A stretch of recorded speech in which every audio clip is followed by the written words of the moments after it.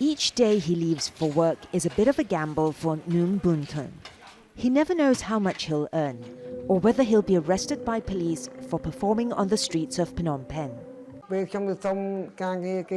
I asked to sing at a few different restaurants, but they didn't want me because I'm blind. I felt very bad about myself. I just want to sing so that I can earn a living. He left school before he was 10. He says his disability and lack of education have made it difficult for him to find work. His story is not unusual in Cambodia.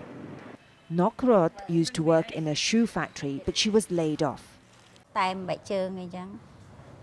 When the new owner came, they decided to reduce the number of workers. They kept only those who were able to operate the machines. They fired people with disabilities because they think we're physically not competent for the jobs.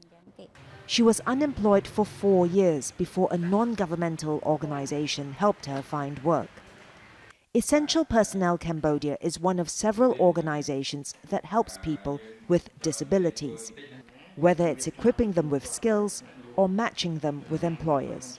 What's been more difficult is changing people's mindset. People with disabilities sometimes think their employers don't care about them. They think their employers look at them like they're abnormal. Workplaces usually aren't accessible for people with disabilities. And some employers think people with disabilities are less capable. In 2010, the Cambodian government passed a law that said at least 2% of the public sector should include disabled people, while private businesses with more than 100 employees were required to have at least 1%. There's no verifiable data on whether this law is being enforced. Statistics show the rate of poverty is much higher in households with at least one disabled member. For Nok Rot, the help she got has been immeasurable. Life is very difficult when you don't have any basic education. It's impossible to become skilled at a job. When I got this job, I was so happy. I was so proud of myself. Her dream, she says, is simple.